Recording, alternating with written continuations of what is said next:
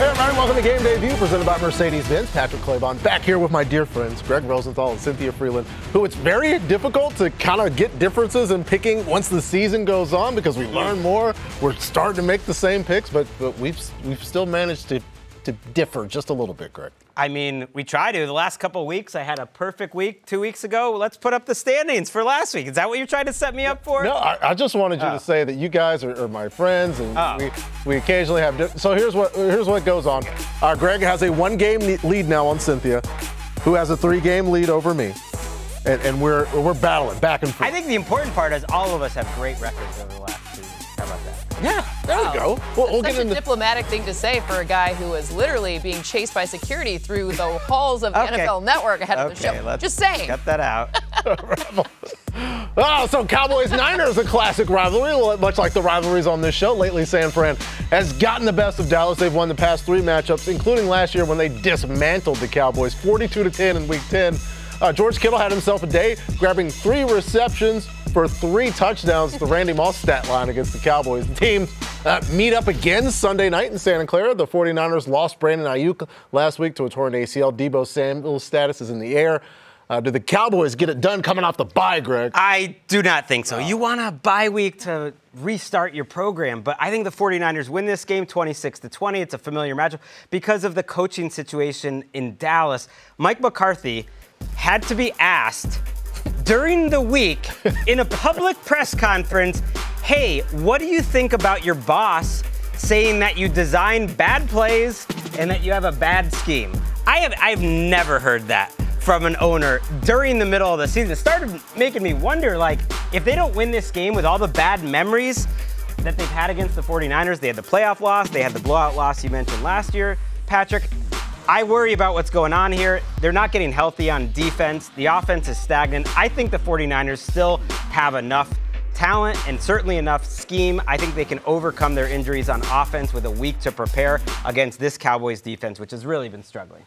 You have 6 points. I have 7 points. I have 28-21, a few more overall points projected for me as opposed to from Greg in this matchup. Why? Well, I'm looking at this Cowboys defense, and I'm looking at their ability to give up yak. In the passing game, they're just allowing guys to have tons of yards after the catch. This has been an interesting stat about Brock Purdy. This year, he actually ranks last in terms of the yardage the percentage of his yardage coming from yak, whereas for the past 8 seasons, that was a San Francisco thing. So I think that trend reverses in this matchup, and we start to see that catch and run thing that we're totally used to from this offense come back big time. Is it George Kittle? Sure. Is it Deebo Samuel? Sure. Is it everyone? Yeah, the answer is yes. Anyone that's playing, they're going to have a good yak day. I believe that they will have a good yak day. I don't necessarily see the high scores that you guys do. I have a lower scoring game, a slower pace game, because the Dallas Cowboys still cannot stop the run. Greg mentioned the bye week. They had an entire offseason to figure out how to approach the opposition running the ball. Here's what they've done. They are dead last in rushing efficiency, dead last against under center runs, and dead last, 32 in 3 categories in design runs. Jordan Mason's second in the league in yards and carries. Again, if they couldn't do it in an entire offseason, I don't know what the bye week's going to do. We are all aboard on the 49ers against the Dallas Cowboys. Meme us. Get us, Cowboys. There are no Cowboys fans left anymore, so they can't meme us. Both considered Super Bowl contenders coming into the season, as were the Bills, who made a new acquisition last week who had an immediate impact. Allen in the shotgun takes the snap. Blitz coming, fires over the middle for Amari Super Cooper for a 12-yard touchdown reception. Not pictured in there was a celebration. Everybody going to hug Amari Cooper, him like feeling uncomfortable at all of the love coming from his teammates. The Bills and the Seahawks at Lumen Field. Josh Allen against Geno Smith. Seattle coming off a big win, and Atlanta. Do they keep that going at home, Cynthia? I think they keep it closer, but I still have Buffalo winning this matchup 25-23. When I'm looking at Josh Allen this season and what he's been doing, let's just say the number 286. That's how many consecutive passes that Josh Allen has thrown without that other thing that happens. I know sometimes Buffalo people, we are Midwesterners. I'm a Midwesterner. They're Midwesterners there. That's the highest compliment I can give you. You can't jinx it. So that thing that's the opposite of completing a pass, but not incomplete. Anyways, that hasn't happened. It is the longest current streak in football. It is the longest streak in Bills history. That has been a huge reason why this team is so great. And the quick passes, that is where they've really gotten things going, especially on first and second down. That's going to continue because that is one way to really target the Seattle defense. Yeah, you don't want to do that thing that hasn't happened. To quote my dad, that thing. There's 3 things that can happen when you throw the ball, and 2 of them are bad. And one of those is the thing that Cynthia is talking about that we're not talking about. I also have a close Bills win, 26-25, because of Josh Allen. The Falcons' offense was an issue for the Seahawks in the run game, but in the passing game, they were kind of limited because Kirk Cousins isn't necessarily the most mobile. So you go from defending Kirk Cousins to having to deal with this guy out on the edge where he's number 2 in the league in passing yardage on the run, that's running at over 8 miles an hour and throwing the ball. He's also in the top 10 in terms of scramble yards. I think that's tougher for Seattle, so I've got a Bills win here, Greg. Man, this is messed up because the Seahawks were 3-point underdogs last week. I picked them. I got it. I know. That's how you got up on it. I just figured one of you guys would take them here. But I have the same type of score. Threaded the needle. A close Bills win 29-27. Yeah, because it's like kill your darlings. I love both these teams. I picked the Bills to win the Super Bowl this year. It's partly because of the pass rush. So let's look at what Greg Rousseau and Ed Oliver and this whole group as a team is doing. They have a team passer. What? We all have 2-point scores. I just thought that you were going to, third person talk. Let's look at what Greg has said about that. No, I'm not. If I win the picks competition for a 3rd straight year, I might start going third person all the time. For now, I want to talk about this defense because I do think against this Seattle offensive line, that's the difference. It shows, though, we don't feel that strong because we have the Seahawks covering, all 3 of us, the 3-point spread, and yet we don't have them winning. I think the biggest factor there is DK Metcalf's health in this one. If that was the other way, I would have been comfortable picking the Seattle Seahawks. Instead, Seattle, meme away. Moving to the Eagles, they've been able to win 2 straight. Last week, Saquon got some sweet revenge against his old team. Shotgun. Hurts. Gives it off to Barkley. He turns the corner. He's on his way. He's at the 50, the 40, the 30, the 20. Saquon Barkley. Give it to him enough, and he will do just that. Hurts. Calling for the ball. Hurts. Gives it to Barkley. He pushes. He shoves. He is into the end zone. Touchdown! Handoff again to Barkley. He's free. He's at the 40. He's at the 30. On his feet at the 20. 15. Down to the 12. He's done it again. He's done it again. The Eagles and Bengals, once upon a time, long ago, Burrow and LSU bested Hurts and Oklahoma in the Peach Bowl. They haven't met in the professional ranks yet. So this is their first time. Since he's won 3 of their last 4 games, who's winning this one, Cynthia? You know, I was a little surprised when I saw the outcome of my model in this one, but I have the Eagles, just a 1-point win, 24-23, in part because of that guy who we just saw. Do I think it's going to be 176 yards and a bajillion touchdowns in this game? I mean, it could very well be. However, I think it's more about the consistency on early downs so that Jalen Hurts has a chance to really do the thing that he does best, which is figure out all the different pass-catching options that he has on every single down. I know that Trey Hendrickson is there. I know there are some O-line questions in terms of health. However, Saquon running to the other side gives a lot of help to Jalen Hurts and the offense. So for me, it's the run game and the stability in the run game that tips the scales in the favor of the Eagles. And we have a similar difference in terms of 1 point and a similar win in the Philadelphia Eagles. Wow. And it's a similar reason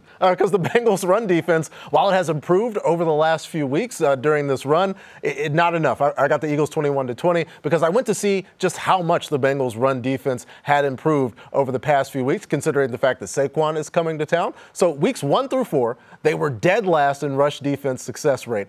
And since then, they've climbed all the way up to still being in the bottom 10. They've gone from the opponent being successful 49% of the time to 46% of the time. I don't think that's enough against Saquon and company, Greg. I love me some home favorite Just Greg. Let's go. I mean, it has been a couple weeks, actually, since I had to do it, Just Greg. But I have the Bengals winning this game. I have them covering this game 24-20. I'm not feeling comfortable about Jalen Hurts and this Eagles offense right now because Jalen Hurts isn't feeling comfortable. I know they won 28-3, but Fred Johnson, who's out there playing left tackle, is not starter level at the NFL level. This is a good Bengals pass rush.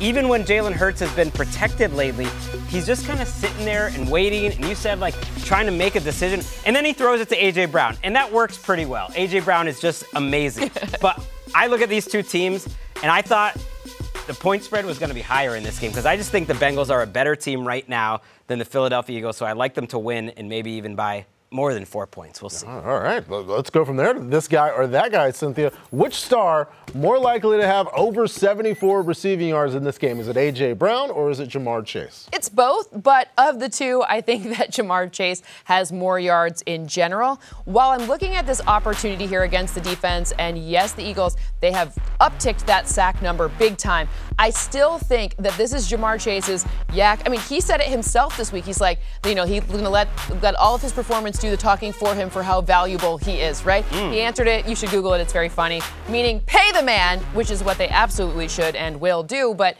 in this case, I think it's going to be around 90 yards, so I have a lot more than 74. Yeah, a lot of great receivers in this game. I think they should pay Jamar Chase. I think they should pay T. Higgins because it's fun to see these guys on the field at the same time for the same team. We're just getting started here on Game Day View. Coming up, we got a battle of rookie quarterbacks going head-to-head against the other team's defense. Caleb versus Jaden, both guys looking to turn around their franchise's fortunes. We'll tell you who's going to win next. NFL Game Day View is presented by Mercedes-Benz. Luxury SUVs now come with the luxury of choice. Mercedes-Benz has gas, electric, and plug-in hybrid offerings. Learn more at MBUSA.com.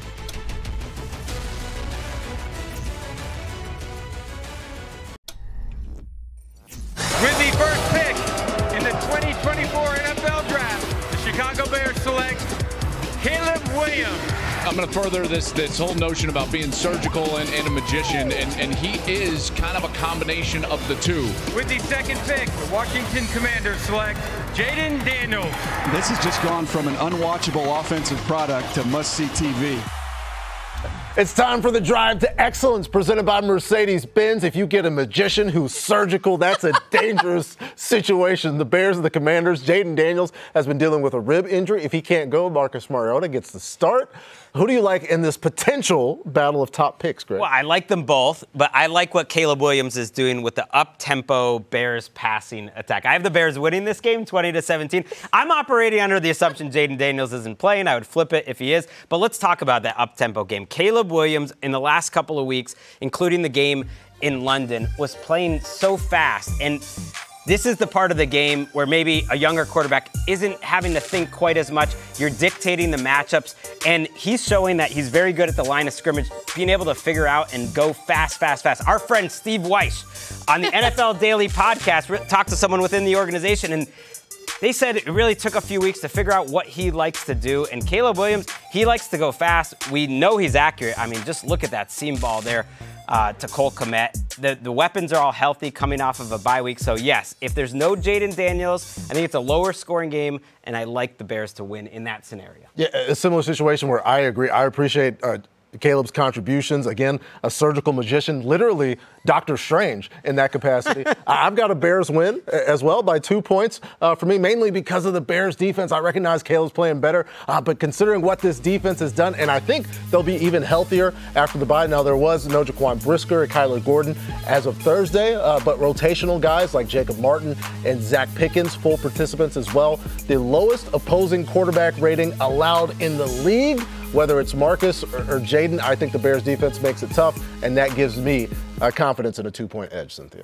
Well, I'd like to have a surgeon that's magical as opposed to a magician that's a surgeon. Anyway, either way here, I'm taking Washington here 24-23. I am operating under the assumption that we will see Jaden Daniels. I do believe that, I understand that this is a rib injury, and I understand that it's very painful, but I also know that he's got this one circled since like last, the very minute he walked down, like whenever we schedule released in May. Revenge game? Not revenge, but they doubted me. they doubted me. They thought I was number 2 and not number 1. I felt, no, but I do think that this is an important one for him, probably emotionally. His coach has nothing but good things to say about him. When I'm looking at his ability to connect with Terry McLaurin specifically, I know you talked about how great those offensive backs are for the Bears, but you also talked about they're not practicing. They weren't practicing this week for Kyler Gordon, for Jaquan Brisker. So Jalen Johnson is just one man, you know? He can't patrol the whole field. And I do understand that, the other guys have been great and stepped up in replacement, but this is a prime number, baby.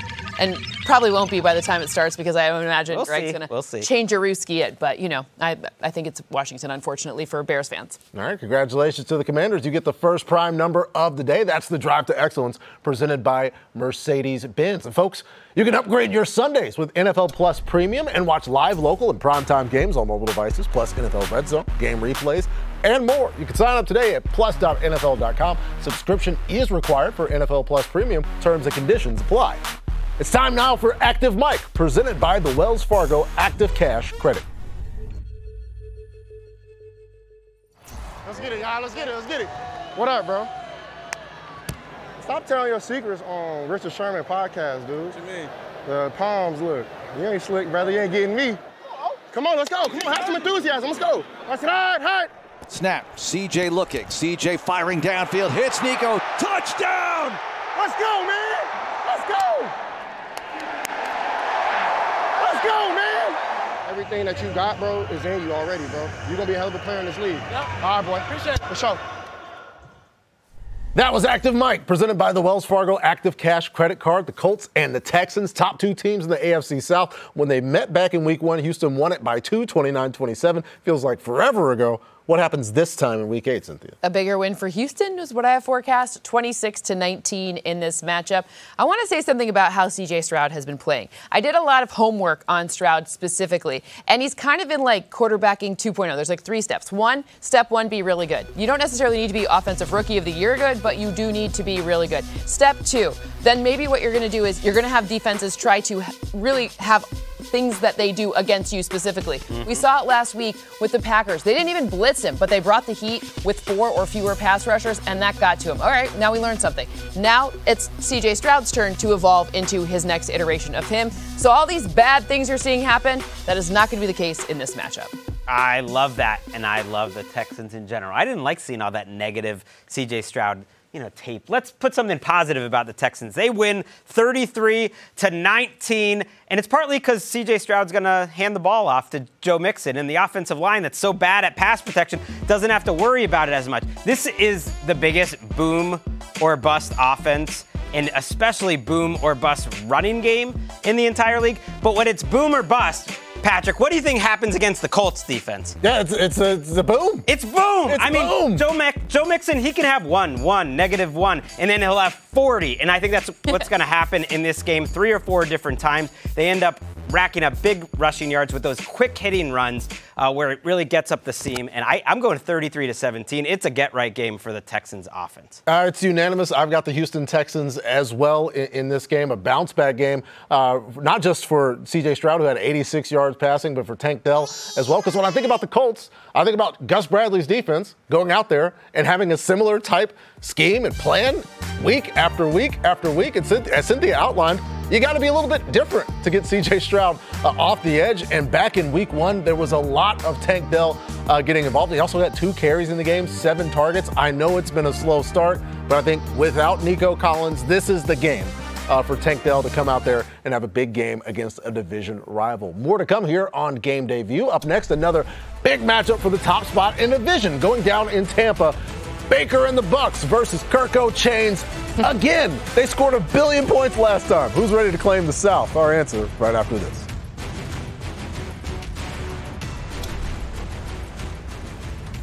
Looking for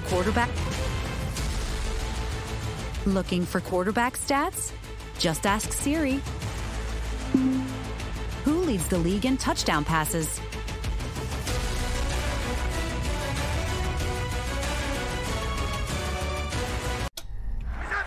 Cousins, and they're going to gun it, and it's caught to Daryl Hodge. 35, 30, 15, 10, 5, drive home safely. Oh, my goodness. Welcome to the game, Kadero. Are you serious? A walk-off for Daryl Hodge.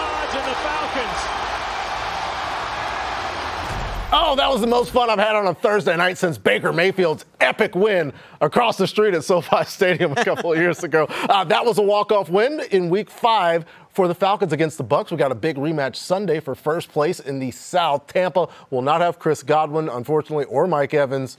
Who gets it done here, Cynthia? Well, that shifted my score completely. I have Atlanta winning this one 23-20.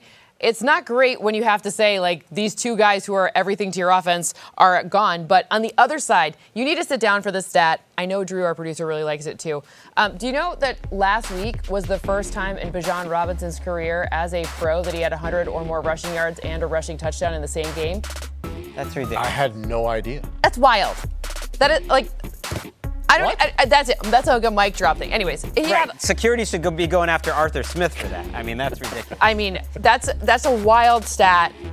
It's pretty incredible, but this is the difference maker in this game. I think both defenses have some big question marks, but with all of those pieces missing on offense, the run game and the stability the run game can give you, the ball control, it just means maybe he has another 100-yard and one rushing touchdown game. It's wild that that's the first one. It's something that we've been saying for most of the season, that this is not the traditional run-stopping Todd Bowles defense. No. I have Atlanta winning this one. Mainly, again, it's a lot to overcome with the injuries, and the Falcons had that big win with the entire facility available for Tampa Bay, and now they go back in, and this offensive piece is just hurt, and including Darnell Mooney is back, folks. You want to talk about a stat line on Thursday Night Football? Darnell Mooney had 16 targets. He had 9 catches this season. He has 32 catches. 11 of them have been on third down. Third and Darnell is on the way for Tampa Bay, Greg.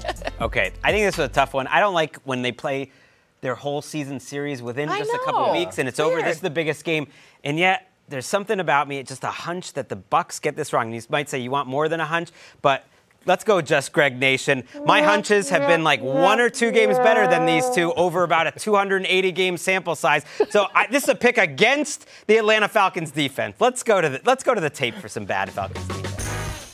They don't have any pass less than 1%, by the way. But yeah, that was the point. It's like it's not really much of a difference that I get like 1 or 2 games up on you guys, but I like to brag about it.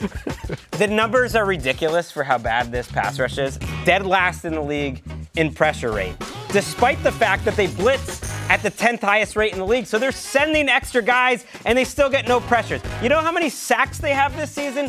6. That's like a light day's work for Aiden Hutchinson. Give me a break with this pass rush. I think the scheme for the Bucs is good. Baker Mayfield's up and down. We're due for an up. Let's go Trey Palmer. Let's go Bucs defense. And I just think they don't deserve to win the division this early, the Falcons. Why did I catch a stray? Why? You had to remind me that Aiden Hutchinson isn't playing. Oh, sorry. Yeah, that was, well, he's the guy with 5 or 6 sacks in a game. So it's just mean. Worked, yeah. Anyway. We're going to sort everything out here and make sure everybody's okay. The team everyone looking up at right now, the Chiefs, of course. Kansas City, the only remaining unbeaten. If you're wondering why you're seeing Jack Jones go in the end zone, this is the last time. They haven't lost a game since Christmas, and it was against the Raiders. Back in December, Antonio Pierce's squad went in Arrowhead, sucker punched the Chiefs, winning 20-14 despite Aiden O'Connell throwing for 62 yards. Since then, Mahomes' squad has won 12 straight games, including a game where they hoisted the Lombardi Trophy. So that gets us to quick picks here on Game Day View. A big rematch, well, big for one day between the Raiders and the Chiefs. Aiden O'Connell out with a thumb injury, so in comes Gardner. Will Gardner shock the world, Greg? He will not. No.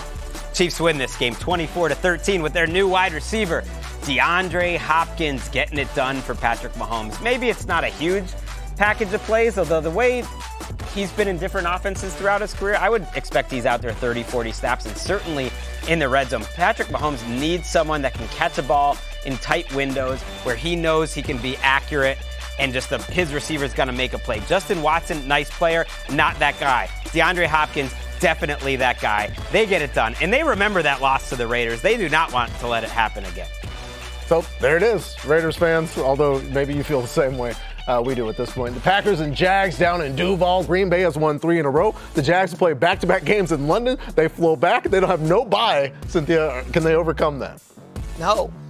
I actually have a closer game than maybe you might think, 26-22 for Green Bay. I'm looking at Jordan Love and how well he does when he doesn't get blitzed. I mean, the numbers are staggering, like 114 passer rating, 11 touchdowns. Like, he's right up the top of the league when nobody blitzes him. And it's very unlikely that this team, because the strategy for the Jags has been to sort of protect a lot of their secondary. So you can't blitz. You can't leave them on that less number situation when you got all these different pass catchers. So they're likely to not blitz a lot in this one, which means we're going to get good Jordan Love, not interception Jordan Love.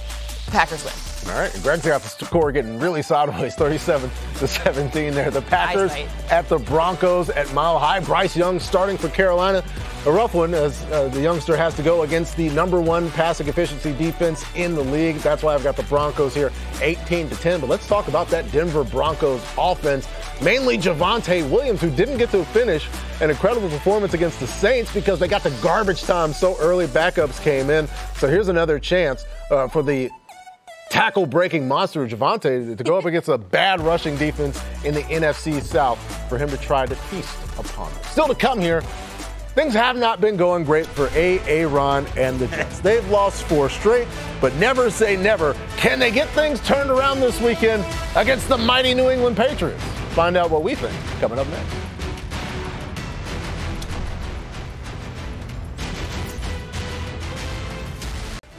We're back on game day. View Election Day is coming up, and we all need to be ready to show up big for our country. Make sure you know your state's voter registration deadline and requirements. For more resources and information, visit NFL.com/votes.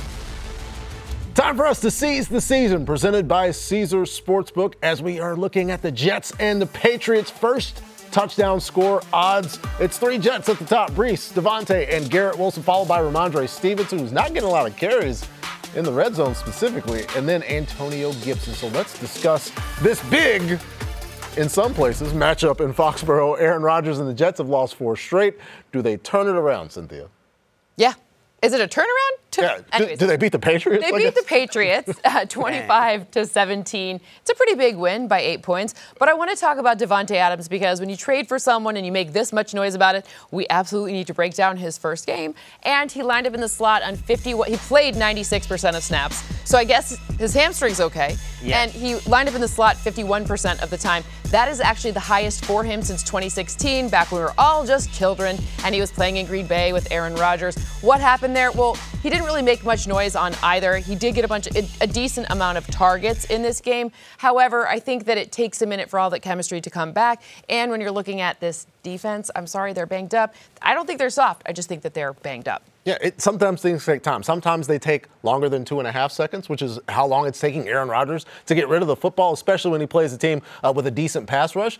He is not playing one this week. The New England Patriots bottom 10 in terms of pressure percentage. And you look back at these few games, look at the pocket for Trevor Lawrence to throw this deep ball to BTJ.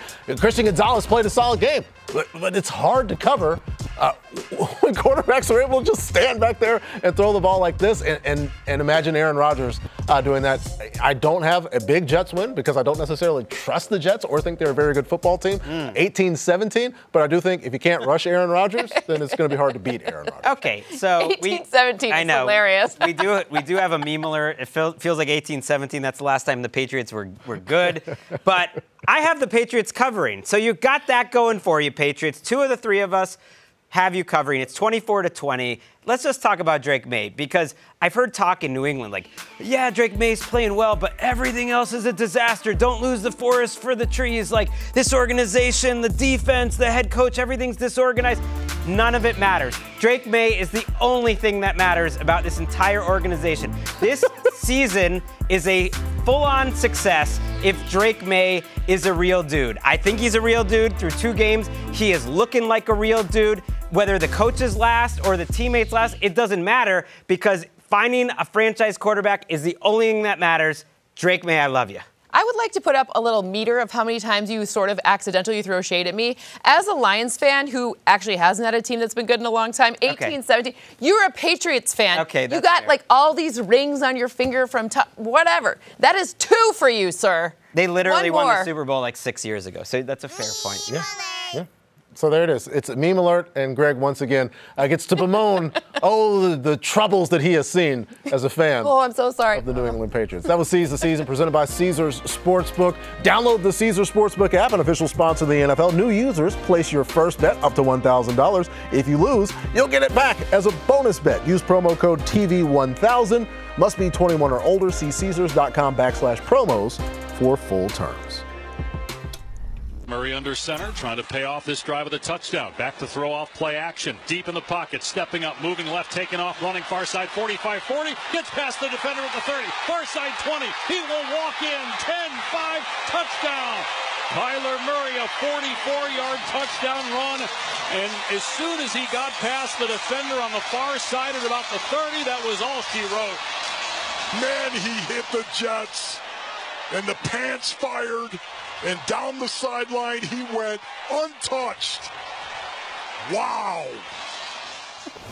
Kyler's squad heading to Miami to take on the Dolphins. Tua Tagovailoa expected to play, and that's the main reason I think he gets the Fins back on track. But they win it by 21-20, just because the offense looks so much different, guys, when it's Tua Tagovailoa back there playing quarterback. In fact, let's remind everybody just how quickly he gets the ball into the hands of his playmakers. And yes, the reason that I didn't necessarily believe the Chargers were going to beat the Arizona Cardinals last week was because the Chargers don't make big plays. Well, I think Jalen Waddle, Raheem Mostert, Tyreek Hill, I know it hasn't been this year, but traditionally, those are three guys that can make big plays. Add Devon Achane in.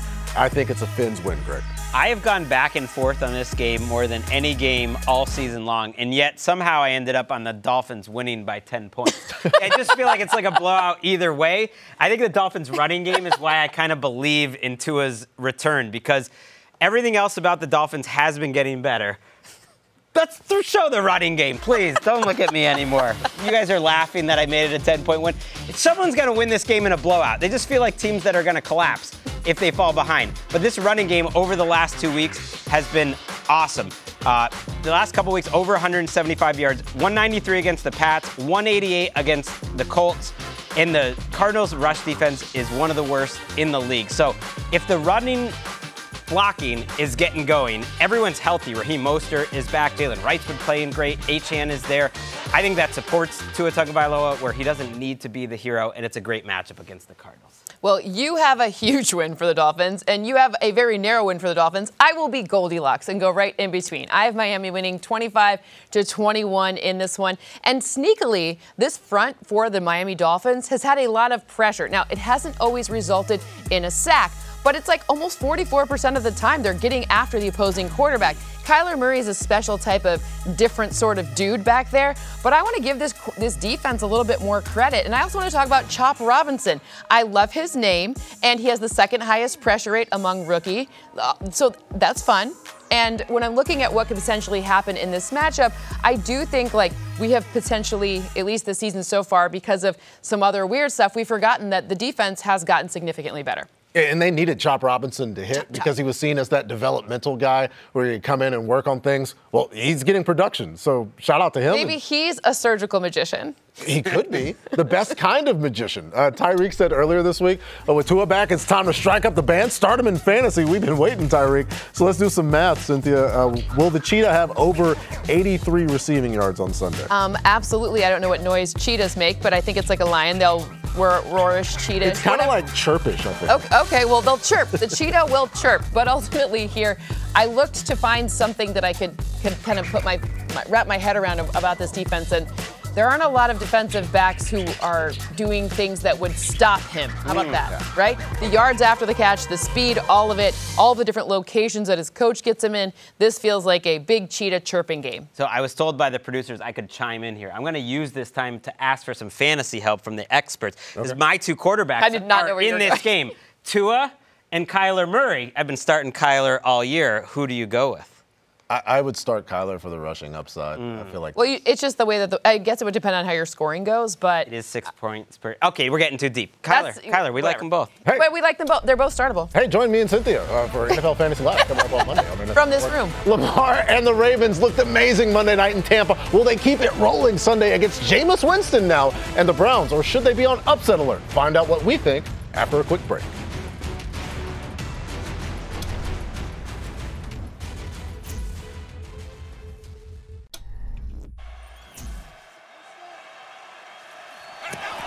On 2nd and 17, Lamar to throw. Going deep, near side. He's got Bateman open at the 5. Touchdown! Rashad Bateman! And the Ravens strike again!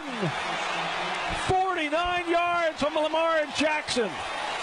And sorry, Miss Jackson, he does have an arm. What a throw! In stride as Lamar Jackson finds Rashad Bateman. Yeah, unless you've been, I don't know, having a good time during the fall the past 8 years. Lamar Jackson's arm does exist, the Ravens and Browns. Jameis Winston starting for Cleveland with Deshaun Watson out for the year. Baltimore won 5 straight of these matchups in the division. Do they make it 6, Cynthia? They do. They make it 6 by 7 points. 26-19 is what I have in this matchup. I just want to take a moment for Lamar Jackson's arm. Just kidding. I mean, I am actually talking about that, but the play-action passing has been a thing of beauty for him. And I know when you look at the stats, you're like, wow, you know, the Browns defense is actually pretty good against play-action. Oh, no. This is not Lamar Jackson play-action that they've faced to create those stats. So this is probably the last week that you're going to be able to get in on any good value for Lamar Jackson to be the MVP, if you know what I'm saying. And that knocking on wood did happen. But if you want to get the value, it's probably the last week you'll be able to do that. A win, 7 points, a good Lamar Jackson game, especially on play action. I love a good agreement between Cynthia and I. We both have a 7-point margin, which means we have Jameis Winston and the Browns covering the spread. Baby steps here, that they keep it close. And it's because of Jameis Winston that I think it's going to be close. He comes in last week and he executes what I thought was the best offensive drive I really saw from a Browns quarterback all season. Lets his playmakers like David Njoku make a great touchdown throw. That was not a throw Watson was even going to make. On time to the outside there. Getting Cedric Tillman involved. Just ball out of his hand quickly. We haven't seen a lot of Jameis Winston, and we know that he's going to be aggressive. You said your model indicates that adds some volatility. He might be really good, he might be really bad, but at least it gives him a chance for a quarterback that's really good, which they didn't have a chance for before. I miss Joe Flacco. I mean, I'm being around. That was really fun last year. I think Jameis Winston actually can do a pretty good imitation of late career Joe Flacco. Absolutely. Yeah, we do think it's a better quarterback situation. I don't necessarily think that the Cleveland Browns are going to win this game. I do have them scoring over 20 points for the first time this season and getting a 25-21 Baltimore Ravens win. The reason I think they will score those points is because we can celebrate how great Lamar and the offense have been. Lamar's throwing for 9 yards per attempt, but another good quarterback this season has been the quarterback that's playing the Baltimore Ravens. They're giving up 8.3 yards per attempt, the second most passing yards in the league, and dealing with the other team's one is a huge issue. Now, of course, it's not Mike Evans or Jamar Chase or Devontae Adams. Those guys. Jerry Jeudy? Yeah, but it is Jerry Jeudy, and we'll see. David Njoku? Because Marlon Humphrey injury status. They get Jalen Armour-Davis perhaps back this week. Arthur Maulet back as well. But I'm going to need to see it from the Ravens cornerbacks before I have a dominant win over any team in the NFL. We're not done going international quite yet here as we celebrate this meeting. Live from Munich, the Giants square off against the Panthers on NFL Network. Rise, shine, and watch. Sunday, November 10th at 9:30 a.m. Eastern, only on NFL Network and NFL Plus. Subscription required for NFL Plus Premium. As we get to another round of quick picks. Speaking of the G-men, they got the Steelers Monday night. Russ was cooking against the Jets. What happens here, Greg? I think the Steelers win this game. I think the Giants keep it closer than the point spread would indicate. But it's partly because Russell Wilson got so much credit last week for his wide receivers just making outrageous plays. It was almost annoying because I like Justin Fields. I was surprised they made this move. And I do think the offense maybe has a higher upside here if Russell Wilson keeps testing deep down the field in a way and using play action like Justin Fields wasn't. But let's be real. George Pickens making outrageous grabs. The tight ends are making nice catches. Freiermuth had that one-hander. It would be perfect if this is a nice ball, Greg. Here it is. Nope, that's a little nice ball. It's a nice ball, but it's like deflected, and he kind of has to slow down. There's a lot of good balls. This one I just mean it's a team sport. Here's the Freiermuth one-hander. Just give some love to the receivers. Maybe this group is a little better than we thought. Yeah, celebrate all the success there. Titans and Lions coming up in Motown. Cynthia's squad winning 4 straight. Are they making it 5?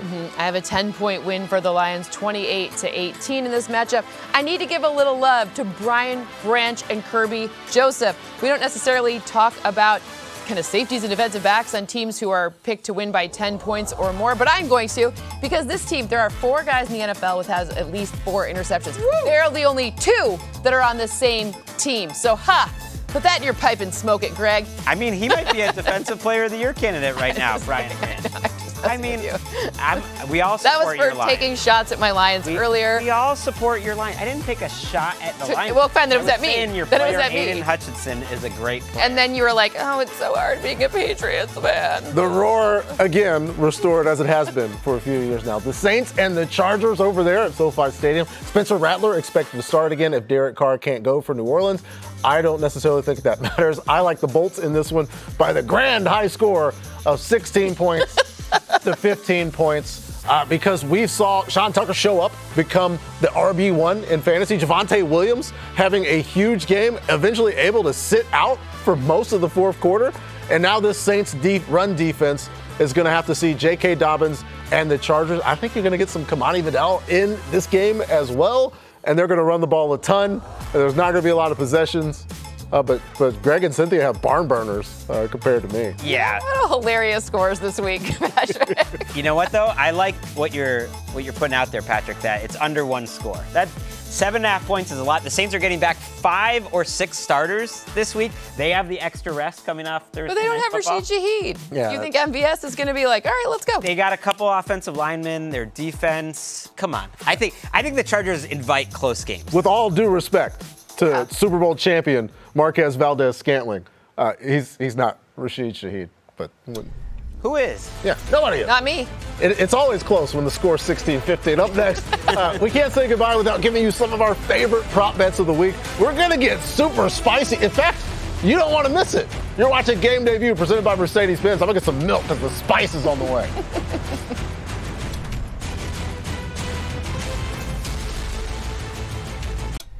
We're back on Game Day View Sunday at 9 a.m. Eastern. Rich Eisen, Kurt Warner, Steve Mariucci, Cynthia Freeland, and the rest of the crew get you set with NFL Game Day morning.